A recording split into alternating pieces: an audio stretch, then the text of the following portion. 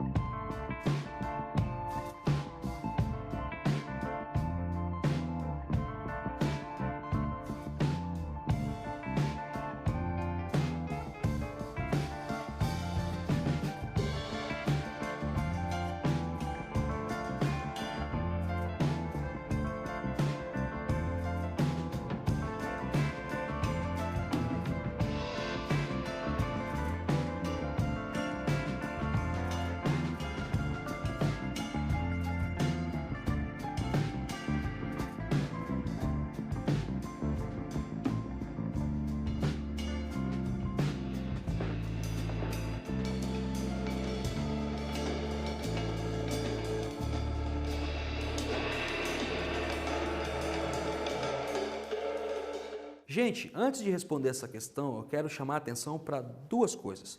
Primeiro, há uma prosódia que você ou observa acusticamente no uso da língua ou na pontuação. Atentem à pontuação do texto, ela não é gramatical e faz parte. Qual que é a resposta correta?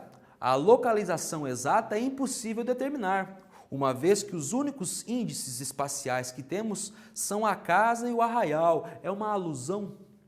Mas isto é o suficiente para afirmarmos que é um espaço rural, agrário, longe da cidade e das instituições do Estado. A gente vai entender um pouco melhor por quê. Veja, em casa, o arraial, é este o espaço. Há só uma alusão, não há nada determinado no texto. Sigamos. Um grupo de cavaleiros, isto é, vendo melhor, um cavaleiro urrente, frente à minha porta, equiparado, exato, e, embolados, de banda, 3 homens a cavalo, tudo num relance insolitíssimo. Tomei-me nos nervos. O cavaleiro esse, o homem, ó, com cara de nenhum amigo, sei o que é influência de fisionomia. Saíra e viera aquele homem para morrer em guerra. Saudou-me seco, curto, pesadamente. Segunda atividade para vocês, minha gente. A partir da sua leitura, responda. Isto é, vendo melhor, um cavaleiro urrente, frente à minha porta, equiparado, exato, e, embolados, de banda, 3 homens a cavalo. Tudo num relance insolitíssimo. Tomei-me nos nervos. Formamos as palavras de várias formas, contudo, os processos mais comuns são de derivação e composição. Retire dessa passagem 2 palavras que representam cada um desses processos e explique qual é o efeito de sentido desse recurso retórico. Gente, é uma questão de morfologia, o processo de formação de palavras, por derivação ou composição. Pensem aí e intuitivamente você sabe, vocês têm uma gramática dentro da cabeça, mesmo que nunca tenham lido uma. É assim a língua, ela é virtual. Já volto respondendo com vocês.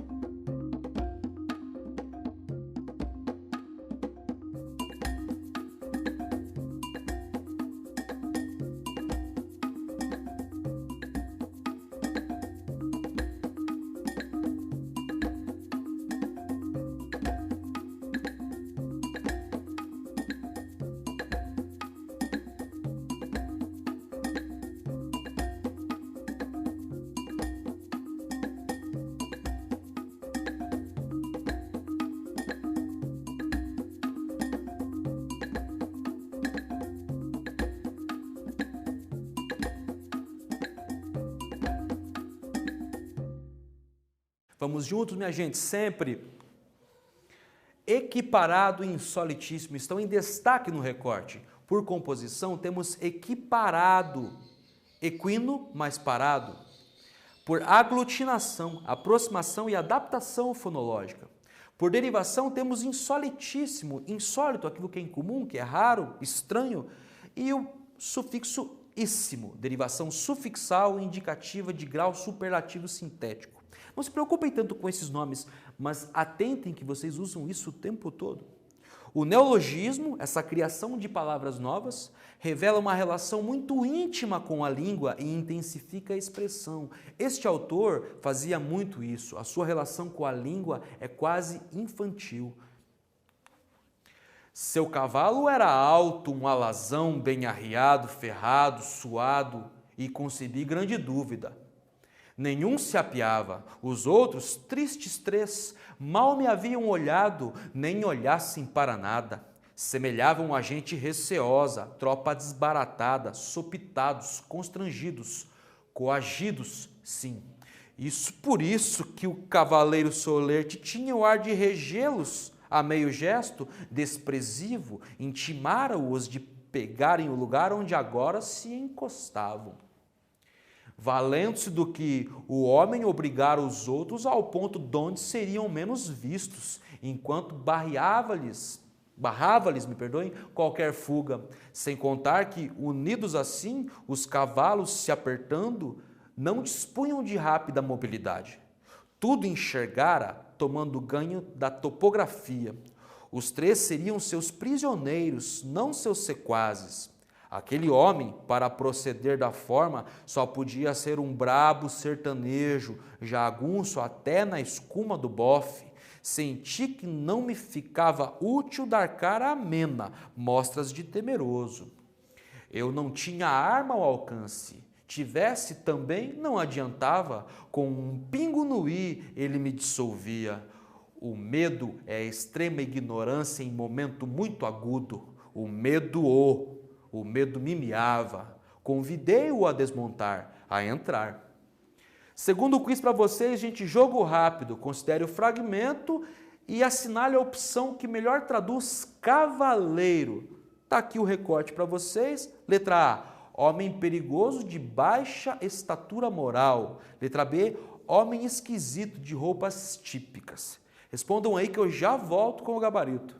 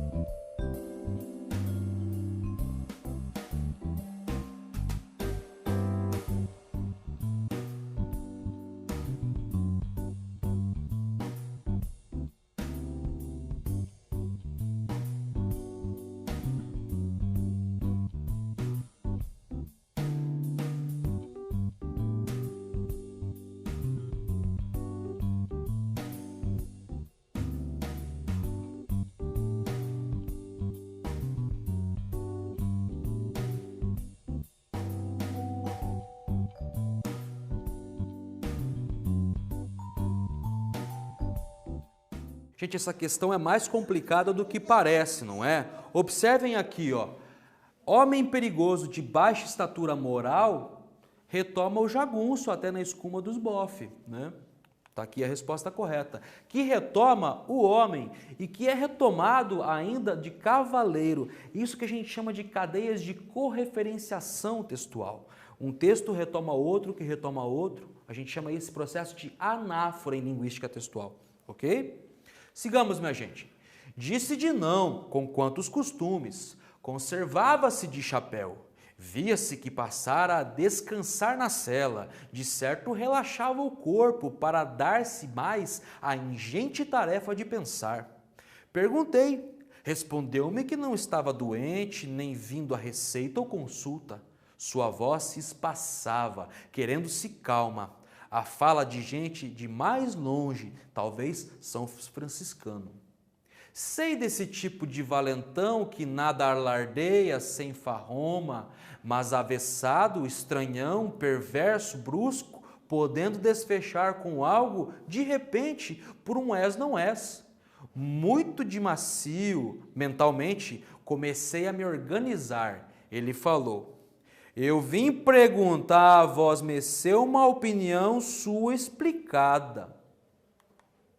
Atividade 3, minha gente. A partir da sua leitura do fragmento em destaque, responda. Nós temos aqui o recorte e vou deixar para que vocês releiam. O comando é, este eu protagonista que narra a história é alguém letrado ou instruído? Qual o seu ofício? Como se pode chegar a essa conclusão? Explique. Leiam atentamente, façam a inferência. Eu já volto com vocês comentando o gabarito.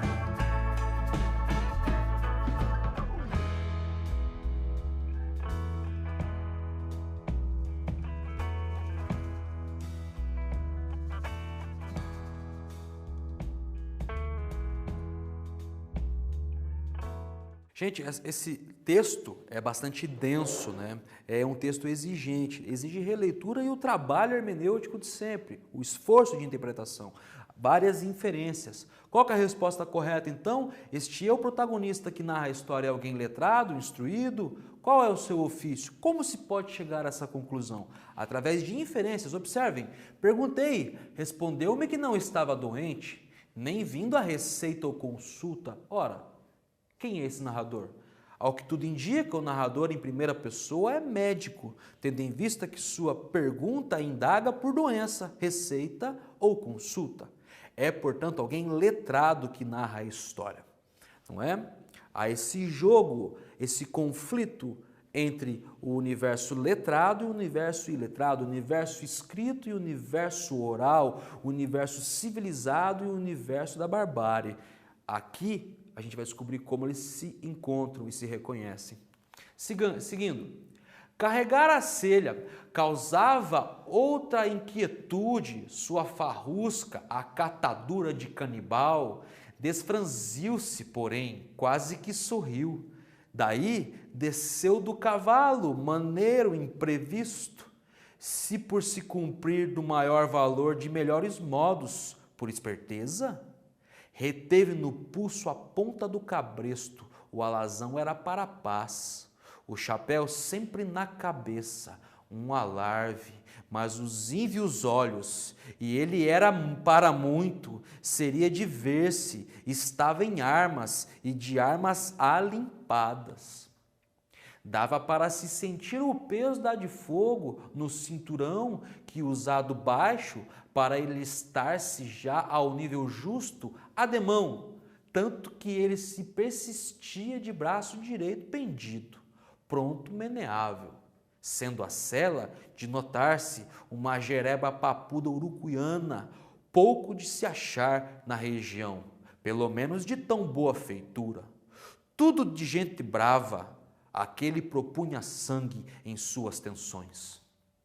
Pequeno, mas duro, grossudo, todo em tronco de árvore, sua máxima violência podia ser para qualquer momento. Tivesse aceitado de entrar em um café, calmava-me. Assim, porém, banda de fora, sem agraças de hóspede, nem surdez de paredes, tinha para um se inquietar, sem medida e sem certeza. Vosmecê é que não me conhece, Damásio dos Siqueiras, estou vindo da serra.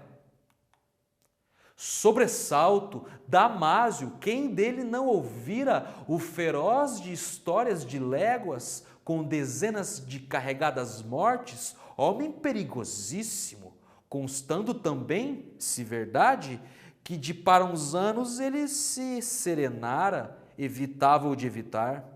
Fie-se, porém, quem em tais tréguas de pantera, ali antenasal de minha palmo continuava. Saiba vosmecê que na serra, por ultimamente, se compareceu um moço do governo, rapaz meio estrondoso. Saiba que estou com ele à revelia. Cá eu não quero questão com o governo, nem estou em saúde nem idade. O rapaz, muitos acham ele é seu tanto desmiolado. Questão 4 para vocês, minha gente. A partir de sua leitura do fragmento em destaque, responda. Damásio, quem dele não ouvira, o feroz de histórias de léguas com dezenas de carregadas mortes, homem perigosíssimo. O antagonista é finalmente nominalizado e trata-se mesmo de homem muito perigoso. Assim, o confronto entre o protagonista e antagonista enseja não apenas uma tragédia física. Que outra tensão se desdobra desse encontro? Explique. Lembrando, gente, que o protagonista, aqui neste caso, é quem narra. O antagonista é o que a gente chama comumente de vilão, é o seu Damásio. Além desse conflito, qual outro se enseja aí, se esboça aí? Vou dar um tempinho para vocês, já volto comentando o texto.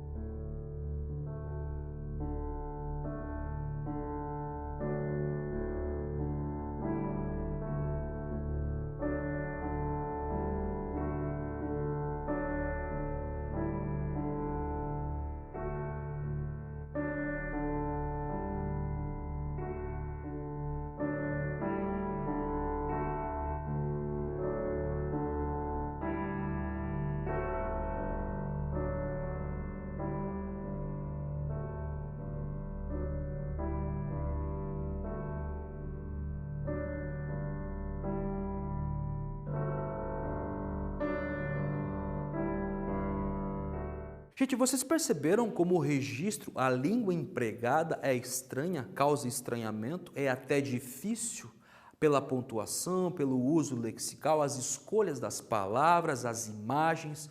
Esse autor escrevia a prosa como quem faz poesia. Por isso, eu sempre sugiro que vocês leiam Guimarães Rosa em voz alta, para aprender a dimensão acústica do texto. E quem preferir, leia em silêncio, atentem à pontuação, obedeça às pausas que o texto exige, ok? Voltando à nossa questão, o antagonista é finalmente nominalizado e trata a si mesmo de homem muito perigoso. Assim, o confronto entre o protagonista e antagonista enseja não apenas uma tragédia física.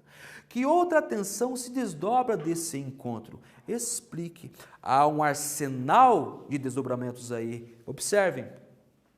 Além da iminência da morte e do assassínio, nós estamos falando de alguém que está em casa, que tem na frente da sua casa um grupo de homens bravos, armados. Além do assassínio e do confronto, aqui se desdobra entre o mundo letrado e não letrado, entre o mundo moderno, civilizado, da medicina, e o mundo arcaico, ultrapassado, da oralidade, do folclore. Como será que essa história acaba? Vejam, o que nós vimos aqui no plano de enredo. Há um narrador contando que chegou à sua porta um grupo de cavaleiros cujo é muito assustador, chama-se Damásio, é um homem perigoso, famoso por vários assassinatos. Como essa história acaba? Vamos ver nas próximas aulas. Resumo da aula de hoje, minha gente. Lemos e analisamos o conto Famigerado de João Guimarães Rosa, identificando elementos constitutivos da narrativa e marcas linguísticas que evidenciam o locutor e o interlocutor no texto.